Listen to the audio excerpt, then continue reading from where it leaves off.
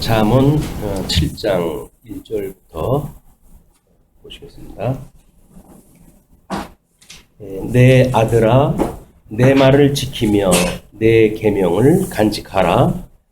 내 계명을 지켜 살며 내 법을 내 눈동자처럼 지키라.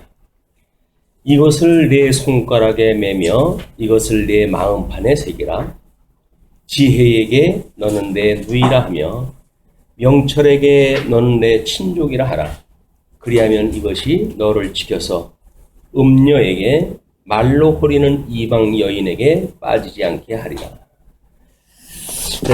우리 잠언 7장서부터 9장까지의 내용이 말씀에 순종할 것을 훈계하는 내용으로 되어져 있습니다. 지금 메시아를 세우시는 그런 그 내용의 마지막 부분이기도 해요. 메시아를 세우시는 내용 가운데 그 말씀으로 오실 예수 그리스도에 대한 그분에 대한 미혹이 예수님이 오실 때 더 심각하겠죠. 또 예수님이 승천하신 이후에는 그의 말씀이 왜곡되어짐으로 해가지고 끊임없이 계속되어지는 것이 말씀의 미혹이라고 보여집니다. 그렇기 때문에 잠언서에서 이야기되어지고 있는 말씀에 순종할 것을 훈계한다라고 하는 내용 중에 7장이 미혹의 경계를 훈계하는 내용으로 되어져 있습니다. 거기서 1절서부터 우리가 읽은 내용이 지혜를 내 마음판에 새기라고 훈계하는 내용으로 이야기하고 있어요. 마음판에 새기라. 마음판에 말씀을 새길 수 있다고 하는 것은 얼마나 큰 복인지 몰라요. 끊임없이 우리 마음을 다하여 뜻을 다하여 정성을 다하여 목숨을 다하여 우리 하나님을 사랑하고 이웃을 사랑할 수 있는 이런 그 사랑이 이 말씀으로 오신 예수 그리스도의 사건인데 그분을 잃어버리는 순간 우리는 세속의 모든 미혹에 빠질 수밖에 없습니다. 그렇기 때문에 잠언 저자였던 솔로몬은 그 아들한테 내 말을 지키라고 먼저 이야기를 해요. 그리고 내 계명을 간직하라. 지킨다고 하는 그 이야기도 간직한다고 하는 그런 그 의미입니다. 그래서 그동안 그 솔로몬이 아들에게 가르쳐줬던 교훈, 그 말을 지킬 것, 또 내 계명이라고 하는 것은 하나님의 지혜로 깨달은 바를 주었기 때문에 여전히 하나님의 계명이기도 하죠. 이것이 지혜와 하나 되어진 이런 그 솔로몬의 표현 방법이기도 해요. 내 계명이다 이렇게 이야기하는데 이거는 하나님의 말씀에 의한 지혜를 깨달은 자가 봤을 때는 내 계명이라고 되어지는 겁니다. 그래서 그 계명을 지켜 살며 내 법을 내 눈동자처럼 지키라. 우리 어떤 그 시험을 가끔 하는 경우가 있어요. 눈앞으로 벼랑간 손을 내 뻗었을 때 눈을 안 감을 수 있는가 그런 그 시험도 하고 자그마한 하루살이가 지나가도 눈이 깜빡거리고 그래요. 지 목숨 아까운 건 알아가지고 다칠까봐. 근데 그저 하나님의 말씀을 눈동자처럼 지키라고 하는 개념은 전혀 우리가 동떨어져 살고 있거든요. 왜냐하면 세상의 것들로 우리가 이제 파묻혀 살고 있기 때문에 하나님의 말씀은 우리가 성경을 읽을 때라든지 묵상을 할 때라든지 그때는 그 말씀을 그런 대로 읽지만 우리 삶 속에서는 여전히 동떨어져 있는 것이 바로 이 하나님의 말씀이라고. 영적 예배를 드리는 것이 이제 우리 신약에서 궁극적인 그런 우리들의 예배인데 이 음녀의 시도는 양대 언약을 하나님께서 하시고 아담에게, 그래서 이 아담이 불순종해가지고 타락을 했잖아.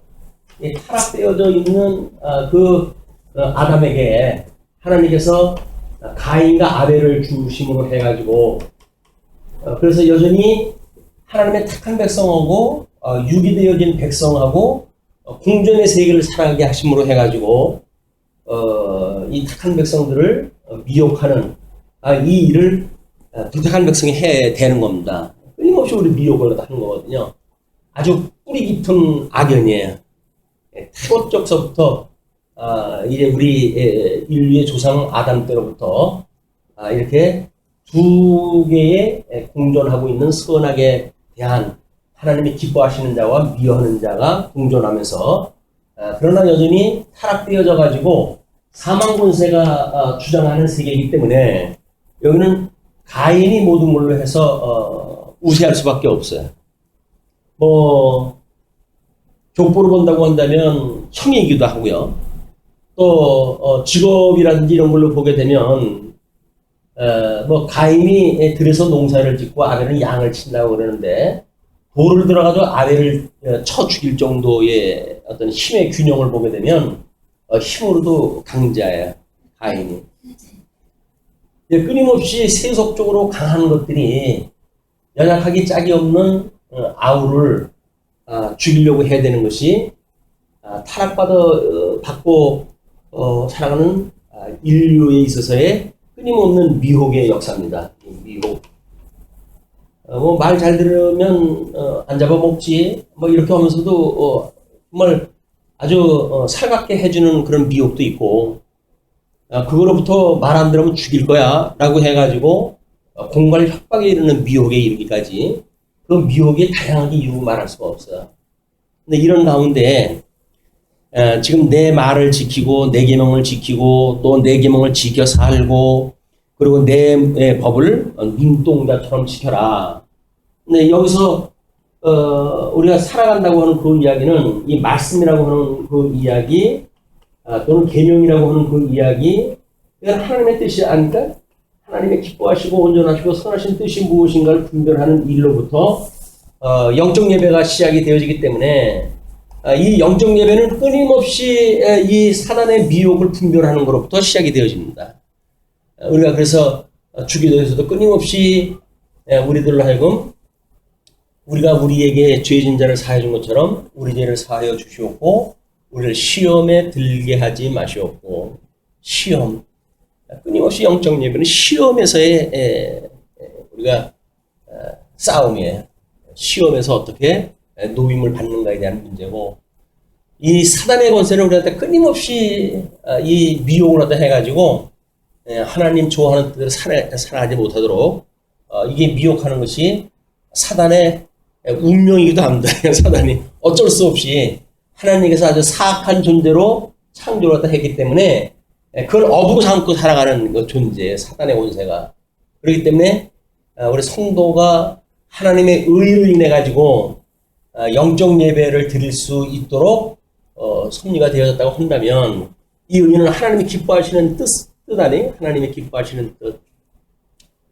이것이 지금 하나님의 기뻐하시는 뜻을 이루기 위해서 예수님이 오셨고 예수님이 하나님의 의를 실현함으로 해가지고 죄악 가운데 죽어져 있던 성도를 구원을 갖다 해서 의롭다고 칭함을 받으며 살아갈 수 있는 성도의 길을 열어준 거예요. 이제 우리는 의롭다고 칭함을 받았다고 하는 이 은혜 이상의 어떤 은혜도 없어요. 사실은 죽었던 걸 살려주셨는데 영적으로 우리가 감각이 있다고 한다면 죽었던 걸 살려준 거예요. 죽을 뻔한 걸 살려준 것도 아니라 죽었던 걸 살려줬는데 그런데도 뭐 잘난 게 많은지 하나님 앞에 우리가 양양거리고 내대고 그래요. 우리 자녀들 배 아파서 난 그 새끼가 지 잘났다고 해가지고 그냥 대며들고 앙칼지게 그냥 독소를 날리고 눈을 흘려대고 이렇게 해야 되는 거 아닙니까? 하나님 앞에 지음을 받아가지고 죽었던 인생을 하나님이 살려주셨는데 그 이상의 무슨 은혜가 필요해? 영생을 얻었다고 그렇게 이야기를 하니까 영원한 생명을 얻었는데 이 사망 권세에서 잠시 먹고 마시는 그런 그 일로 인해 가지고 불만하고 불평하고 그럴 수가 있어요, 저럴 수가 있어요라고 하는 그런 그 이야기는 본질적인 은혜를 깨닫지 못했던 그런 그 이유 때문에 그렇다. 하나님의 은혜를 깨달았다고 한다면 우리는 세상의 조건하고는 아무 상관이 없어요. 아니, 죽었던 걸 살려줬는데 이 시체가 살고 있는 공간 속에 무슨 조건이고 환경이고 그게 나하고 뭔 상관이 있어요.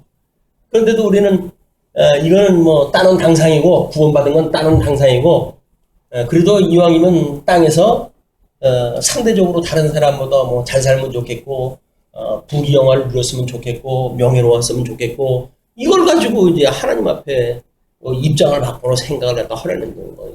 입을 크게 벌려가지고 뭐 나발을 불고 이제 이러는 거 아닙니까? 염치가 없어서 너무 염치가 없어요, 인간은. 하나님이 죽었던 인생 살려준 걸로만 해가지고도 우리는 정말 백골난망이라고 이렇게 해야 될 일인데, 백골난망은 그냥 그 도둑놈 신고 그러잖아요. 물에 빠진 인간 구해주니까 내버려 내놓으라고 그런다고. 인간 속담이 만들어낸 일들거든요. 인간의 욕심이 얼마나 끝이 없고 한이 없는지 자기를 물에 빠진 걸 건져주는데도 불구하고 내버려 내놓으라고 해가지고 건져준 사람한테 바가지를 씌워가지고 원수를 삼는 것이 인생이에요, 이게. 근데 잠언에서 지금 그 얘기를 하는 겁니다. 보따리에 건져주면, 보따리, 그 물에 빠진 놈 건져주면 보따리 내놓으라고 그럴 것이다. 그럴 때 이 미혹에 너희들이 그걸 잘 분별하다 해라. 그런 그 이야기예요. 근데 우리는 그 지경이다 이건 뭐 열받아가지고 사생결단 목숨 걸고 싸워야 되겠죠. 그렇지 않고 어떻게 그 미혹으로 사망 권세가 그렇게 미혹해 오는지를 우리가 분별하다 해가지고 심령의 평강을 누리면서 영적 예배를 드리는지 이것이 지금 7장부터 9장까지의 그 내용으로 쭉 소개가 되어진 겁니다. 이것이 메시아를 세우심에 있어서 말씀의 계시로 보여주시다는 거 아닙니까? 아버지의 뜻이 하늘에서 이루어진 것처럼 이 땅에서 이루어지이다. 끊임없이 기도한 대로 해가지고 우리 하나님이신 예수 그리스도가 이 땅에 오셨어요. 말씀으로 오신 거예요. 그러니까 말씀으로 오셔가지고 이 내용을 창세기에서부터 저 요한계시록까지 해가지고 우리한테 일용할 양식을 삼게 하시고 이걸 통해서 어떤 게 미혹자인지 어떤 게 복 있는 자인지 이런 걸 끊임없이 말씀으로 우리 소개가 되어진 거거든요. 이거는 그 7장에 일단 그 말씀으로 해가지고 우리가 미혹에 경계되어진 것, 말씀이 오셨던 예수 그리스도를 믿지 아니하고 그때 당시에 있었던 적 그리스도를 따르는 자들도 마찬가지죠. 유대교를 따라가지고 예수님을 십자가에 못 박아 죽이는 그런 일선에 있던 사람들이 적 그리스도에 대한 그 일이고, 말씀으로 오셨던 예수 그리스도를 알아보지 못하기 때문에 일어나는 현상입니다. 근데 이제는 예수님 승천하고 성령을 보내주셔서 주님의 몸된 교회의 성도의 삶을 살아가게 하는데도 불구하고 그 말씀이 왜곡되어지게 되면 왜곡되어진 말씀을 가지고 우리는 살아갈 수밖에 없어요. 근데 그 말씀의 왜곡이라고 하는 아주 극단적인 것이 뭐냐면, 종교개혁의 양상을 보니까 교황의 권위를 두었던 그런 거를 말씀의 권위로 바꾸잖아요. 그러면 이 말씀의 권위라고 하는 이 개념을 봤을 때 이거는 철저하게 뭔가 종교 지도자의 또는 그 그룹의 개인적인 사상으로 만들어진 권위, 그것이 세상의 권위예요.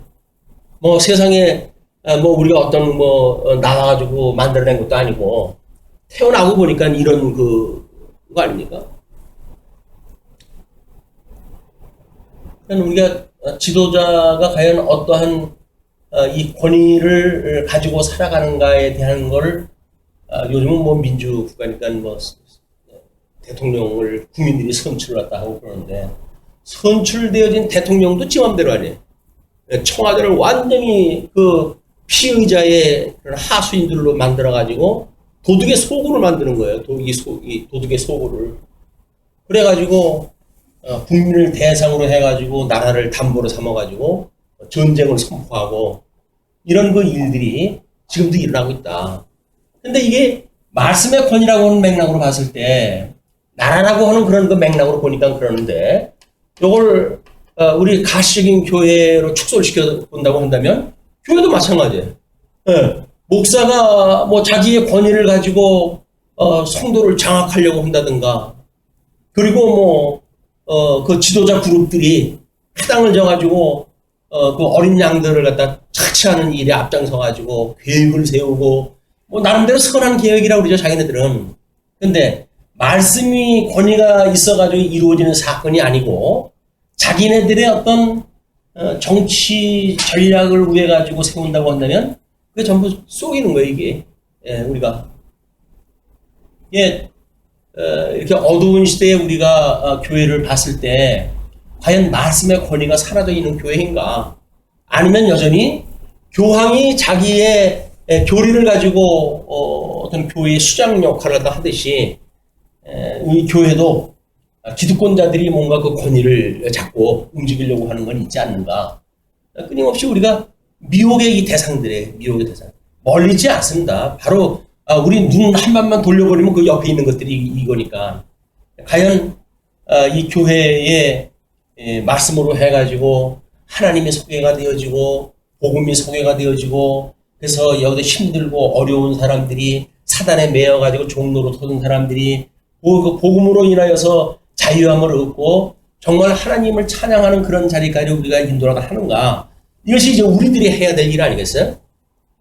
물론 우리 솔로몬은 르호보암한테 이런 나라를 지금 이제 이야기를 하는 거죠. 하나님 나라는 이렇게 성취가 되어진단다. 근데 그 성취가 되어진 거는 이 말씀, 이것이 네가 미혹받으면 안 돼.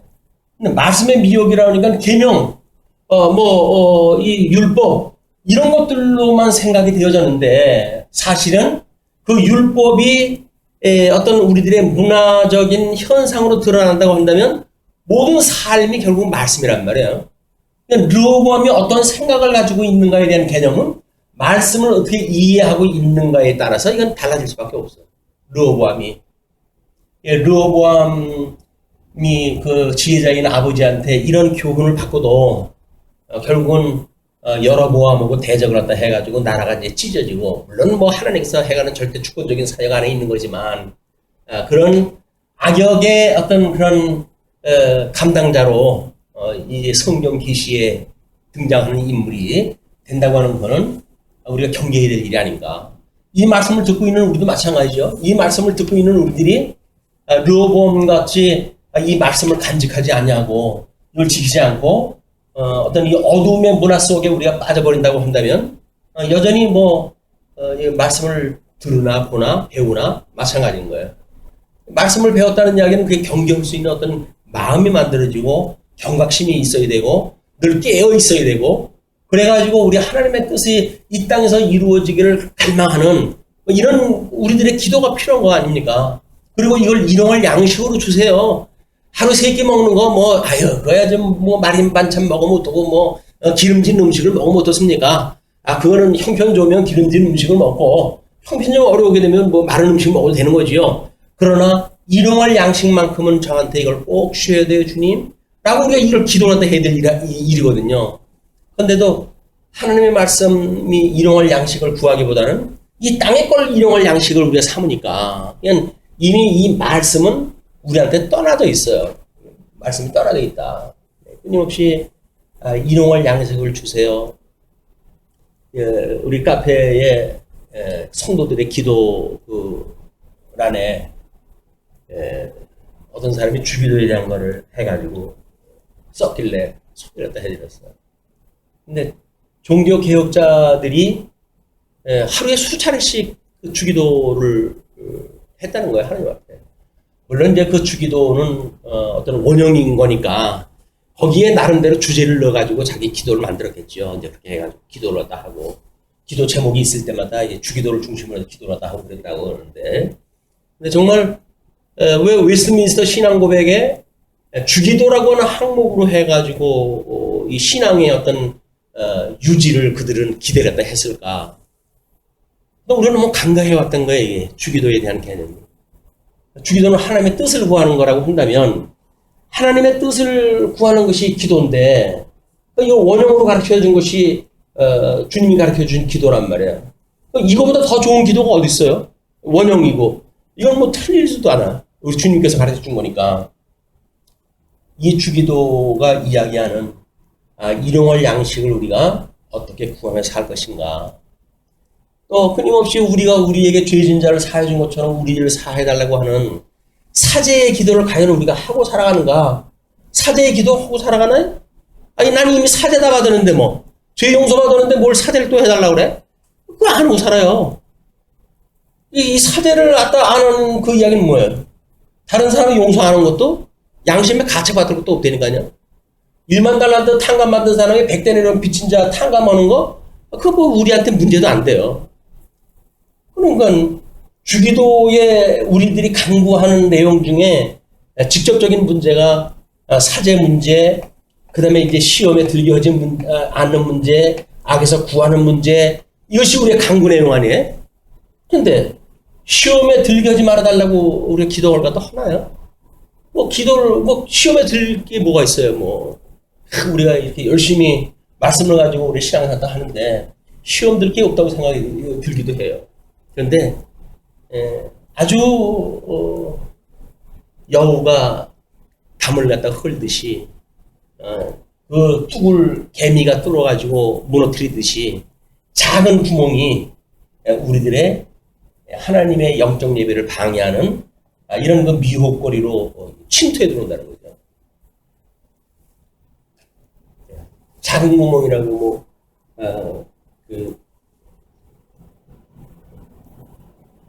일일 성경 거기에서 보내주는 게 있어가지고 카페에 이제 거기 목양회 나는데 올 때마다 거기다 그 그림을 올려놓는데 작은 구멍, 이 작은 구멍은 하나님의 은혜를 우리가 잊어버리게 하는, 하나님 앞에 감사를 잃어버리게 하는 모든 것들이 작은 구멍으로부터 시작되어진다는 거예요.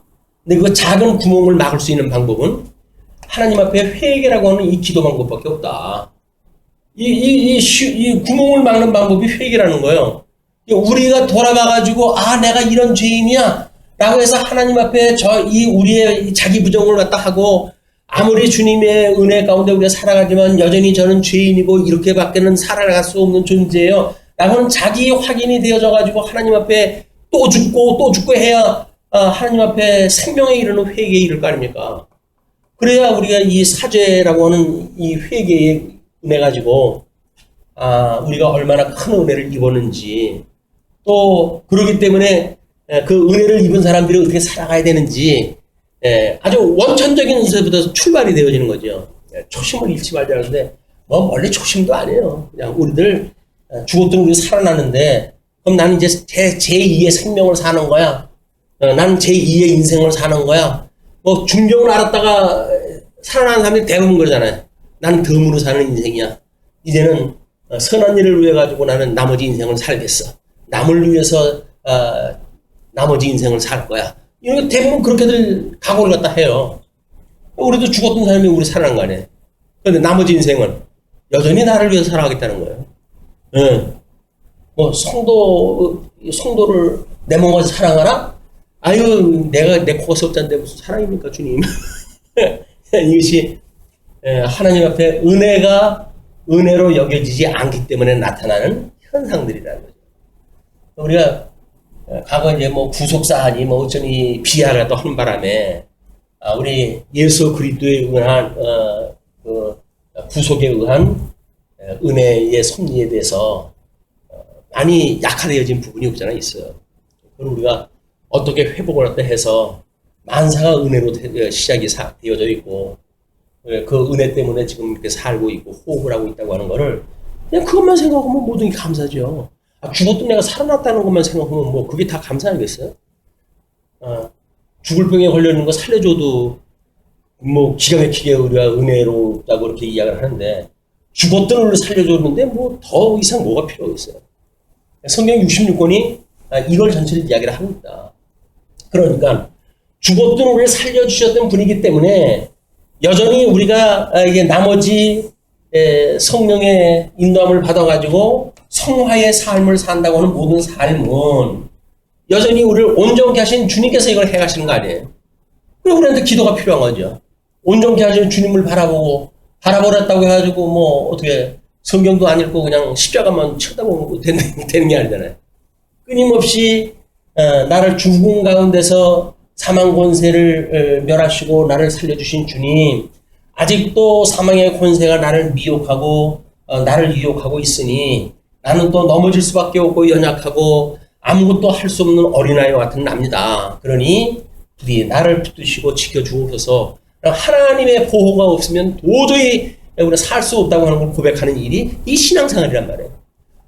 다른 사람 도와주고 뭐 배고픈 사람 밥 주고 그건 세상에서 다른 사람에서 다 한다니까요. 주님께서 오죽하면 가난한 사람들은 영원히 있는 거야. 내 말씀 지금 듣는 게 중요하지. 뭐 배고픈 사람 밥 주는 게 너희들 할 일이 아니야. 그 이야기 하시잖아요. 근데도 여기에는 관심이 없고 그렇게 해가지고 길거리에 종이나 흔들고 내가 너희들 밥 줄 테니까 와라. 이런 거 이걸 딱 한단 말이에요. 예수님이 그렇게 금기했던 그런 신앙생활도 우리가 하게 되어진다. 철저하게 하나님의 은혜를 깨닫는, 뭐 5장도 그렇고 6장도 그렇고 7장 4장도 그렇고 매장 들어가면서 한 5절에 대한 건 끊임없이 이야기해. 끊임없이 이야기를 갖다 하고 끊임없이 이야기를 갖다 하고 그러고 이제 나머지 부분에 대한 거를 주제별로 해서 설명을 해가고 있기 때문에 7장도 마찬가지야. 내 아들아 내 말을 지키며 내 계명을 간직하라. 내 계명을 지켜 살며 내 법을 내 눈동자처럼 지키라. 이것을 내 손가락에 매며 이것을 내 마음판에 새기라. 지혜에게 너는 내 누이라 하며 명철에게 너는 내 친족이라 하라. 지체관계가 되어져 가지고 그냥 한 예수 그리스도와 한 가족이 되어져 가지고 우리의 죽었던 우리의 모든 영혼이 전 인격적으로 해가지고 오감의 모든 그런 그 영역이 말씀으로 인해 가지고 유기적으로 돌아가는 이런 관계, 그렇게 하라는 거죠. 그리하면 이것이 너를 지켜서, 말씀이 율법이 너를 지켜서 그 이야기죠. 음녀에게 말로 호리는 이방 여인에게 빠지지 않게 하리라. 결국은 이 가인의 권세가 음녀 권세예요. 음녀 권세. 그리고 이제 이걸 나라로 해가지고 운영되어질 때 이거를 짐승 권세라고 우리가 이해하다 하는 겁니다. 그래서 이 권세를 두 개를 갖다 해가지고 음부의 권세가 이렇게 있어요. 음부의 권세. 이거는 요한계시록까지 끊임없이 가는 그 미혹자예요. 교회를 공격하는 미혹자로 해가지고 음부 권세가 짐승 권세로 음녀 권세로 해가지고 주님의 몸된 교회를 성도를 시험하고 넘어뜨리려고 공격을 다 하는 것이 성경 66권 전체가 그 얘기가 다 하고 있다. 뭐 우리 신약교회에 와가지고 이 이건 이제 우상 숭배로 대명사가 전되었잖아요. 구약 성경에서는. 그럼 이 우상이라고 하는 것이 신약교회에 와가지고 결국 뭐예요? 탐심이에요, 탐심. 하나님이 주시는 걸로 만족하지를 않고 뭐가 다른 것이 필요하다고 얘기하는 모든 것들이 우상 숭배라니까요. 예수님이 우리를 죽었던 우리를 살리셔서 여건이 어떤지 간에 자기는 하나님의 자녀로 이 땅을 살아가도록 붙들고 계시잖아요. 근데 그걸로 감사치 않고 뭐가 부족해요 자꾸 졸라대고 오는 것이 탐심이라니까요. 그 탐심이 바로 우상 숭배란 말이에요. 신약교에서 이야기하는 우상 숭배다. 근데 이 지금 뭐 구약 성경에서는 이게 전부 우상으로 이게 등장하는 건가요? 우상으로 등장하다 한다. 물론 솔로몬도 그 나라를 지킨다고 하는 그런 그 명목하에 이 이방 여인들을 끌어들이고 그들이 가지고 오는 우상 단지를 섬기게 되어지고 이렇게 결국 그런 그 인생으로 타락이 되어지지만 끊임없이 모든 구약 성경, 모든 신약 성경이 말씀을 왜곡시키는 것, 적그리스도, 우상 또는 음료 권세, 짐승 권세 이런 거에 의해서 공격받고 있으니까 우리가 이 사죄할 것과 그다음에 시험에 들려지 마실 것과 악에서 구원할 것을 끊임없이 우리가 구해야 된다. 자, 이제 그렇게 두괄적으로 일단 이야기를 하신 뒤에 6절로부터 23절까지 소년 중에 지혜 없는 자를 보라고 훈계를 갖다 합니다. 이 이야기를 예를 갖다 들어가서 설명하다 하는데 내가 내 집 들창으로 살창으로 내다보다가 어리석은 자 중에 젊은이 가운데 한 지혜 없는 자를 보았노라. 그리고 자기의 목국담을 갖다 이야기다 해주는 거예요. 그러면서 그 지혜 없는 자가 거리를 지나 음녀의 골목 모퉁이로 가까이 하여 그의 집 쪽으로 가는데, 예, 그 거리를 지나가지고 이 골목 모퉁이로 가까이 해가지고 그의 집 쪽으로 가는 거예요. 근데 마침 지역도 음녀의 골목 모퉁이 쪽이고 시간대도 저물때 황혼때 깊은 밤 흑암 중에라 빛이 없어가지고 이걸 밝히 볼 수 없는 그런 그 상태. 하나님께서 어둠 속에다가 버리게 되어지게 되면 우리가 그러잖아요. 속담에도 나쁜 거는 겹쳐서 온다. 나쁜 거는 겹쳐서 온다. 불행은 겹쳐서 온다. 이렇게. 좀 이렇게 하면 살만한가 그랬더니 또 다른 게 겹쳐가지고 또 데미지를 입고 그래가지고 도저히 못 살겠어요. 뭐 이렇게까지 이제 하는 것이 우리 인생사의 끊임없는 공격이에요. 욥이 시험을 당할 적에도 연타 당해가지고 그런 시험의 지경에 빠졌고 그 친구들의 끊임없는 그런 그 공격의 앞에 위로는커녕 그런 그 미혹을 당했었고 뭐 다른 모든 그 성경의 인물들이 다 그랬죠. 뭐 다윗은 그렇지 않았나요? 나라 세우는데 수없는 그 미혹자들에 의해 가지고 죽음을 목전에 두고 그냥 하나님 앞에 피하기 급급하고 이런 그 지경을 살아왔던 것이 인생살이었습니다. 뭐 앞서서는 모세도 그런 그 인생을 살았지만 모든 인생이 다 그래요. 예수님 오셔가지고 여전히 그렇잖아요. 3차례씩이나 내가 죽어야 돼 라고 이야기하는 게 뭐예요 결국. 이 선민국가가 창건되어졌던 그런 통일국가가 유수되어져 가는데 3차례씩이나 그 망신을 당하는 거예요. 그 부유했던 나라가 성전이 불타고 마치 하나님을 모르는 자처럼 망그러지는 이런 그 모습을 온 천하에 그대로 드러내버리는. 그래서 예수님이 돌아가실 때 지나가는 자들이 머리채를 갖다 흔들고 하나님의 아들이면 살아봐라 조롱을 갖다 하고 조롱거리 당하는 거예요 이게. 그 예수님이 그 조롱거리를 당하셨지만 사망 권세를 이기시고 부활하셨던 걸 지금 성경 통해 보여주신 거 아니에요. 그래서 이제 우리는 정말 이제는 이 더러운 걸 내가 안 봐도 되고 우리 예수님만 따라가지고 정결한 신부처럼 살아가면 좋겠구나 라고는 이런 아주 소망된 생각을 가지고 우리가 이 신앙생활 시작을 한 거 아닙니까? 근데 신앙생활을 하다 보게 되면 사랑이라고 하는 건 늘 변하는지 주님 사랑했던 우리 마음이 변해가지고 자꾸 세상 쪽으로 눈이 돌아가는 거예요. 뭐 죽었던 거 이제 살려주신 거는 이제 뭐 된 거고, 뭐 잡은 고기에다가 뭐 우리 먹이 주냐 그 얘기하네. 예수님 한 번 나오고 연을 맺었으니까 뭐 내가 뭐 이러고 저러고 하는 걸로 해가지고 영향 받으실 분 아니잖아요. 그 이야기. 그래놓고는 이쪽으로 한눈을 파가지고 이것도 있으면 좋겠고 이것도 있으면 좋겠고 모든 게 그렇게 바라고 싶은 게 많은지 몰라요. 네. 죽었을 때 가지고 있던 거. 그래서 다시는 쳐다보기도 싫다고 우리가 고백을 했던 거. 근데 분명 개는 토운 걸 다시 먹지 않는다 그러잖아요. 미련한 개가 토운 걸 먹지. 근데 우리는 이 죽었을 때 먹던 것들 이걸 가지고 여기서 지금 들여다보고 사니까 이게 망할 길이라는 거예요. 이게. 이 은혜를 깨달았다고 한다면 이쪽 갈 까닭이 없습니다. 우리 사랑하는 사람은 한 사람이지 예수님은 한 분 사랑했으면 됐지 뭐 여기서 다른 이방 여자한테 기웃기웃거리고 그래요. 물론 뭐 요즘 사회학적으로 그 유명한 대통령이라든지 이런 사람들이 그 여자를 밝히고 했던 것들은 전부 그 사람의 그런 자격지심이라든가 뭐 이런 것 때문에 나타나는 심리적 현상이라고 그렇게 이야기를 하던데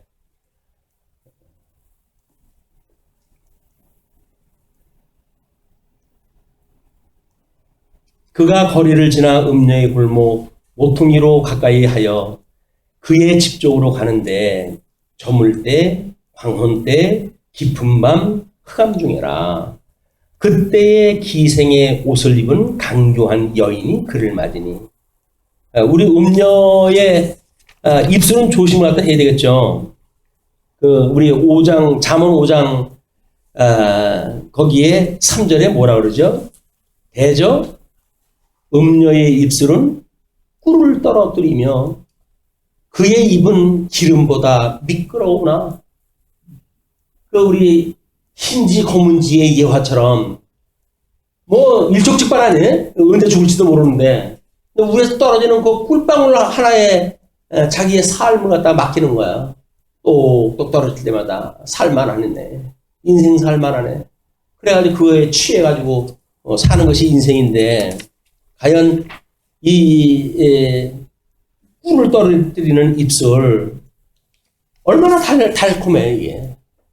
이 이스라엘 백성들이 제일 먼저 애굽에서 살 적에는 뭐 그 노예 출신들이니까 뭐 누가 그 애굽 여자들이 살아나 좋겠어요. 출애굽을 했다 해가지고 그리고 뭐 그 가나안 생활도 하다가 이방 여자들을 보니까 눈이 돌아버리는 거야. 그리고 궁적으로 해가지고는 나중에 민수기 끝자락에 와가지고 시험에 미혹을 당해가지고 이방 여자들에게 결혼을 갖다 해가지고 하나님께 진노를 갖다 해가지고 쳐버리시잖아요. 이방 여자에게 결혼한다는 이야기는 결국 이 세상 문화에 젖어 사는 걸 갖다 경영하는 거란 말이에요.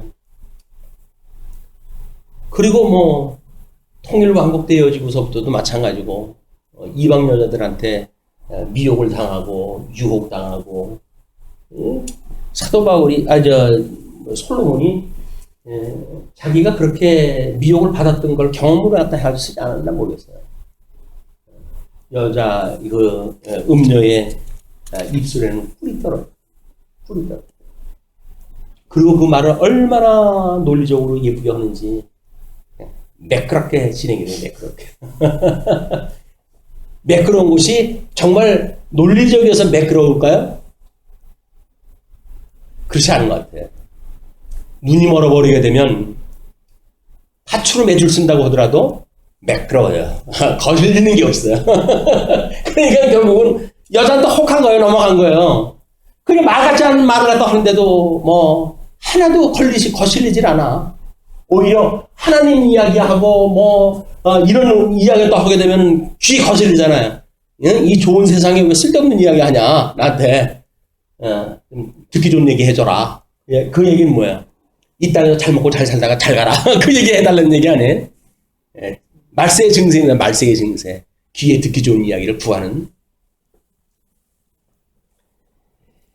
그런데 이 여인은 떠들며 여기서는 떠드는 걸로 나왔어요. 이제 그때의 기생의 옷을 입은 강교한 여인이 그를 맞으니 기생의 옷이라고 하는 그 이야기는 이미 신분을 그렇게 드러낸 거예요. 이제는 기생 옷을 갖다 입었으니까.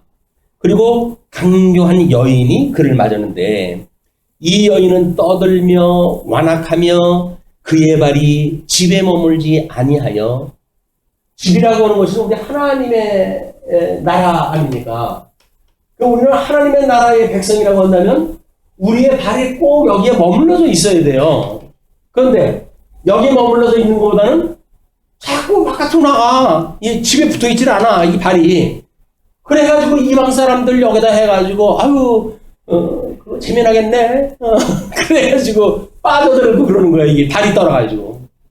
진중하게 집에서 말씀을 공부하고 우리가 시간 가사를 돌보고 뭐 이렇게 해야 되는데 그러지 않냐고 교회에 오면 왠지 조미수사를 못 견뎌요. 그럼 어디로 가야 돼? 우리 말 통하는 데고 수다 떠는 데로 가야지.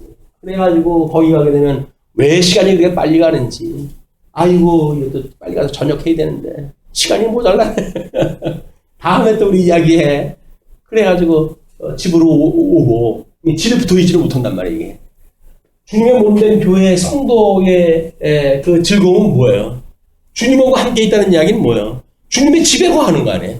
하나님 나라에 거하는 거 아니에요? 하나님 나라에 거하는 것보다는 세상의 이 온통 자탕이 있는 게 좋다고 그러니까 그 구원에 대한 건 한번 확인이 필요하다. 정말 네가 나를 좋아해? 네가 나를 사랑하냐? 라고 물어보는 예수 그리스도의 그 질문처럼 우리 베드로한테 물어봤던 것처럼 우리 스스로에게 자문자답을 할 필요가 있어요. 넌 정말 주님을 사랑하니? 너는 주님의 한 분을 만족하니? 아니? 라고 한다면 우리 기도해야 돼요. 회개, 생명에 이르는 회개 기도를 해야 된다.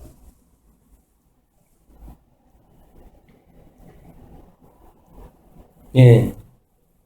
근데 그 여인은 어떤 때에는 거리, 어떤 때에는 광장, 또 모퉁이마다 서서 사람을 기다리는 자라. 정숙한 아내면 집안에서 기다려도 자기 남편 오겠지. 굳이 바깥에 나가 있긴 뭐가 있어요. 그러니까 그 여인이 그를 붙잡고 그에게 입맞추며 부끄러움을 모르는 얼굴로 그에게 말하되, 이 부끄러움에 수치하네. 그러니까 벌거벗었는데도 불구하고 수치를 몰랐을 적에는 이 죄의 권세 아래 있지 않으니까 다행이었지만, 그러나 하나님 앞에 살면서도 죄를 졌음에도 불구하고 수치가 드러나는데 부끄러움을 모른다는 이야기는 이 하나님 앞에 지금 버림바 되어진 거 아니에요? 버림바. 그 사람들은 왜 수치를 모를까요? 이 땅에서 잘 비단 옷은 입고 높은 벼슬을 가지고 살고 그러는데 뭐가 부끄러워요? 자랑스럽지. 그런데 성도의 입장에서 보게 되면 완전히 하나님 앞에 죄인으로 살아가니까 부끄러운 거 투성이 안 해. 이 사람들은 그게 부끄러운 게 아니라니까요. 없는 게 부끄럽고 낮은 게 부끄럽고 약한 게 부끄럽지 부끄러운 게 뭐가 있어요.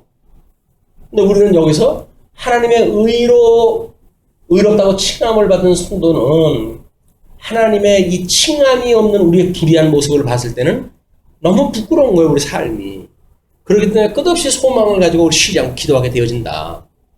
그런데 이 여인은 하나님 앞에 부끄러움도 모르고, 그리고 그런 얼굴로, 부끄러움을 모르는 얼굴이 뭐예요? 거의 얼굴이 두껍다고 그러잖아요. 두껍다고. 얼굴이 두껍다고. 그 얼굴로 그에게 말하되, 내가 화목제를 드려 서원한 것을 오늘 갚았노라. 하나님 앞에 또 서원제까지 끝났대. 종교적 핑계까지 다 돼. 완벽한 믿음의 미혹자야. 종교적인 그런 그 이유까지 대줘가지고 서원한 것을 오늘 갚았노라.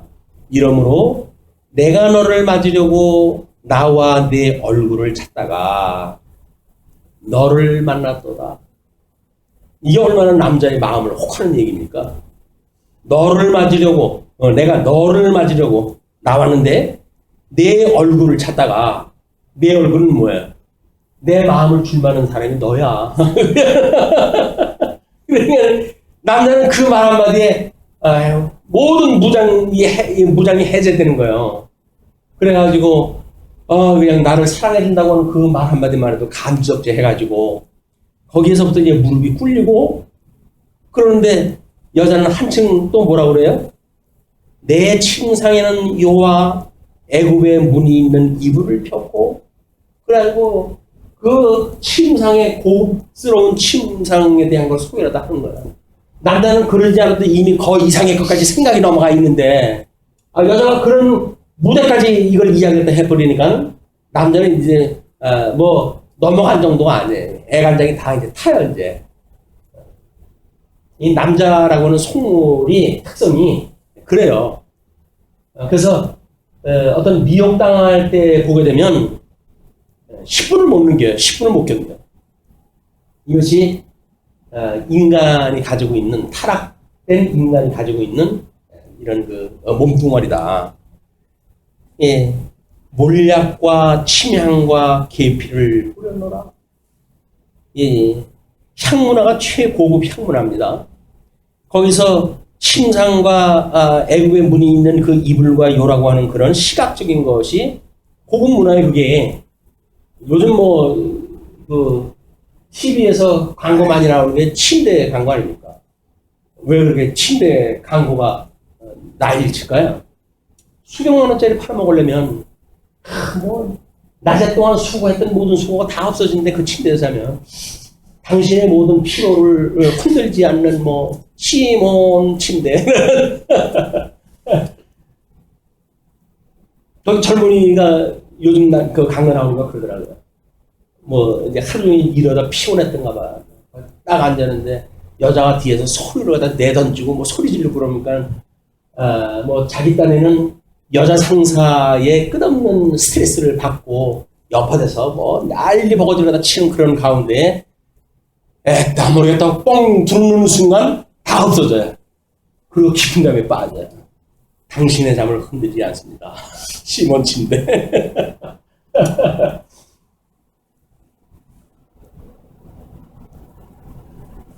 시몬 침대가 왜 나옵니까? 그래서 애굽의 문이 있는 이불을 펴고 몰약과 침향과 계피를 뿌려놓으라. 오라 우리가 아침까지 흡족하게 서로 사랑하며 사랑하라. 사랑함으로 희락하자. 인생 뭐 있냐? 즐기자고 얘기해요.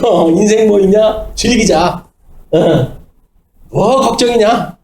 이 한밤 온 밤을 불태워가지고 우리 사랑을 갖다 하고 그리고 즐기자. 라고 이제 이야기하는 거죠.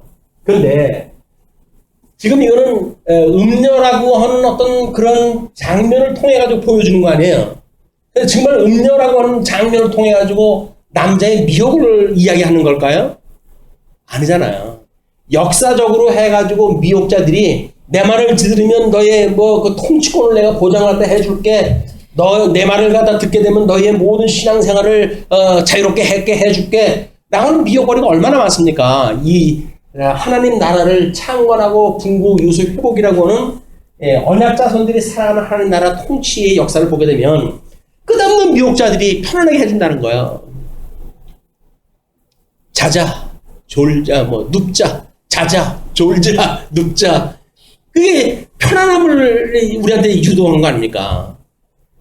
하나님을 섬기는 일이 우리한테는 이 땅에 태어난 목적이지 여기서 우리의 평안을 위해 살아가는 게 우리 목적은 아니잖아요.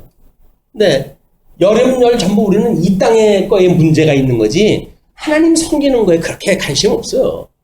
그냥 뭐 교회생활 열심히 하고 그러면 됐지. 무슨 뭐 나처럼만 신앙생활 하라 그래라 뭐 이렇게 이야기다 하지.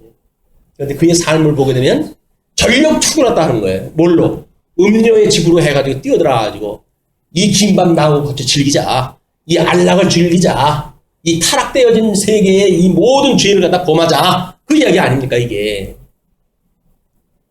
근데 이거를 지금 잠언서에서 음료의 예를 드니까 성경학자들은 봐라. 여자는 멀리 해야 된다. 여자 멀리 하라고 이 얘기한 게 아니에요. 그런 관점으로 아가서를 보니까 아가서가 뭐 19금이래나 뭐라 해가지고 비닐로 싸가지고 책을 팔아먹는 그런 그 정신없는 인간도 있는 거예요. 여기에. 아니 성경 하나님의 말씀이신 예수 그리스도에 대한 이야기라도 하겠지. 설마니 거기다가 무슨 뭐 남녀의 이런 쾌락을 갖다 이야기했다 하고 그런 게 아니잖아요. 근데 그냥 자기 생각만큼 가는 거니까. 자기 관심이 있는 것만큼 보는 거니까 어쩔 수가 없어요. 지 생각이 그런데 뭘. 그 성경을 보는 그 작자의 속이 그래요. 그러니까 그렇게 보는 거예요. 그렇게 성경을. 성경은 그 얘기가 하는 게 아니라. 예화를 갖다 들여서 보게 되면 개인 인간이 미혹당하는 그런 그 모습처럼 나라가 미혹돼가지고 망하는 것이 이렇게 망하는 거구나. 이걸 깨닫고 오직 우리의 신랑이신 예수 그리스도 그분만을 바라보고 이렇게 살아가야 되는 거야. 이걸 지금 우리한테 가르쳐 주는 거란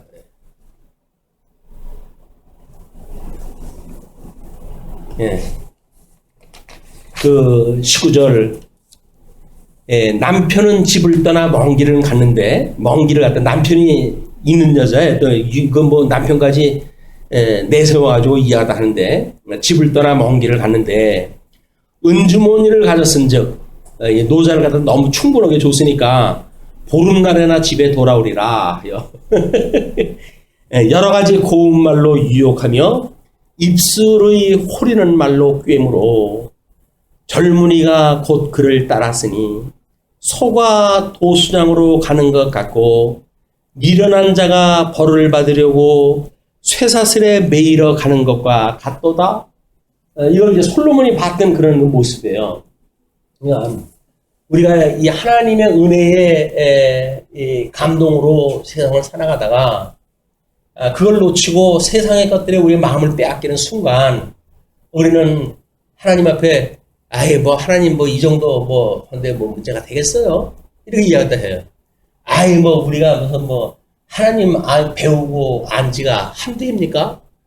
우리가 하나님에 대한 신지식이 얼마나 궁고한데 세상의 것들 조금 흉내낸다고 해가지고 뭐 우리가 무슨 일 생기겠어요? 라고 이야기를 한단 말이에요. 이 빠진 거예요. 거기서 시간 조금 가면 긴 밤 지낼 수밖에 없어요. 긴 밤 지낼 수밖에. 낮이 이제 와야 정신이 차려가지고 도망갈 텐데 여자가 또 거기다 그러네. 염려하지 마. 남편 보림이나 돼야 와. 그 얘기는 뭐예요? 나하고 여서 영혼 공통 살자는 거예요. 사망 원죄 속에서. 우리가 이 사단이 우리를 미혹하는 일이 무엇인가에 대한 이런 개념을 끊임없이 이런 관점으로 보는 것이 훈련이 돼야 세상의 것들 흉내라도 내지 않기를 원하는 우리들의 자세가 되어진다. 그런데 흉내는커녕 뭐 앞서가려고 그러잖아요. 우리 앞서가려고 그러죠.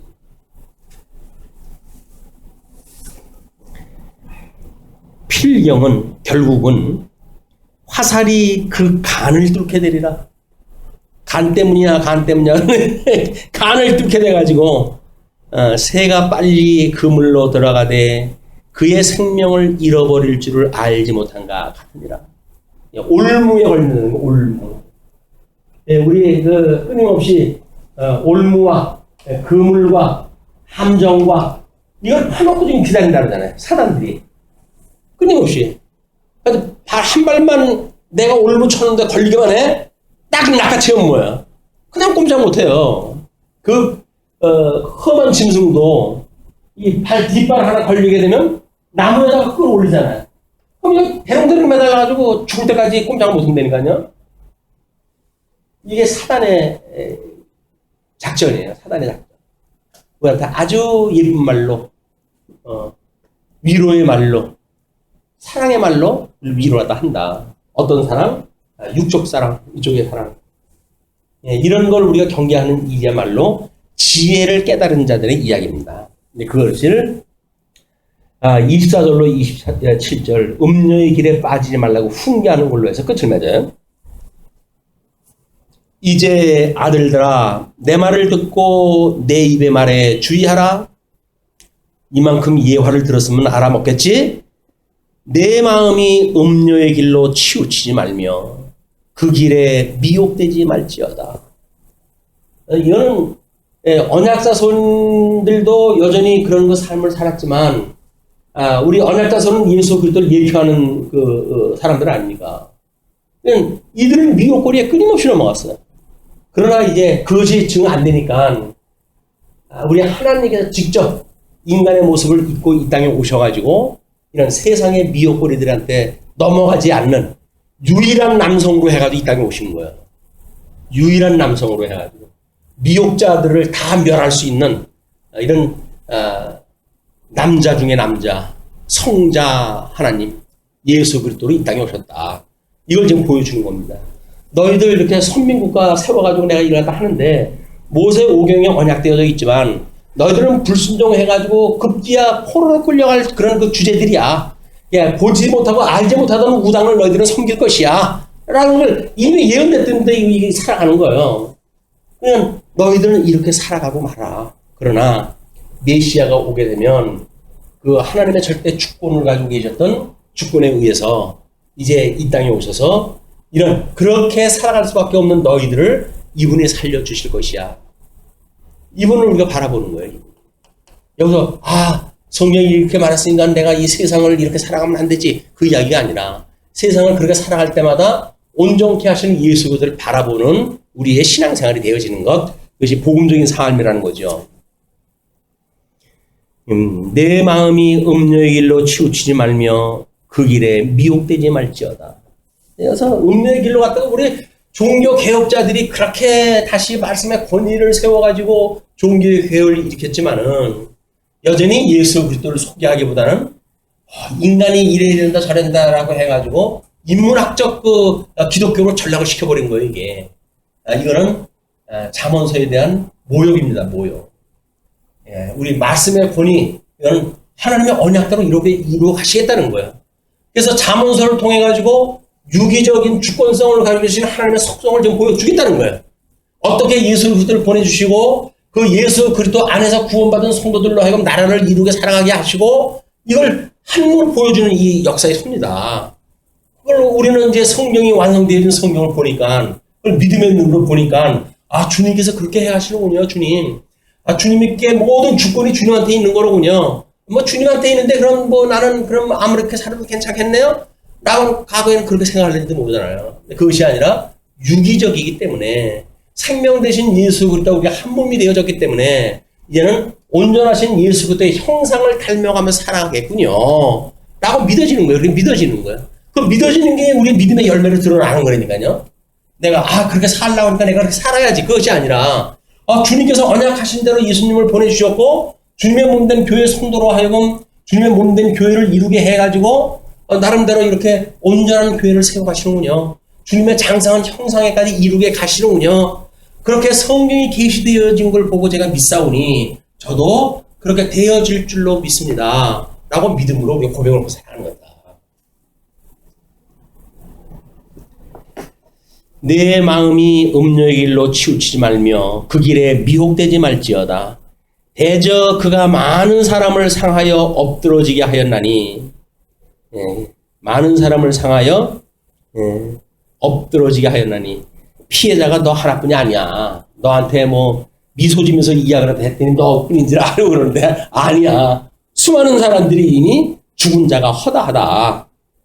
그의 집은 스월의 길이라 사망의 방으로 내려가느니라. 우리가 미혹자가 하는 이 음료 권세, 짐승 권세, 끊임없이 종교적인 미혹, 정치적인 미혹, 이것이 주님의 몸된 교회에 하나님께서 여지껏 우리한테 주신 거예요. 남겨주셨어요. 그러나 우리 주님께서 이제 우리의 대장이 돼가지고 그걸 다 멸하신 거죠.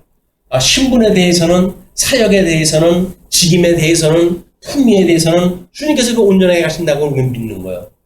주님께서 언약대로 그렇게 해가시는군요. 그 살아계신 주님, 지금도 나의 삶을 주관하시는 주님, 그 주님을 제가 믿사오니 저의 심령의 평강을 주시고 만약에 제가 이게 미혹되어지는 것이 있으면 그러면 회개의 영을 주셔서 하나님 앞에 회개할 수 있게 해주세요. 끊임없이 우리 기도하면서 살아가게 되죠.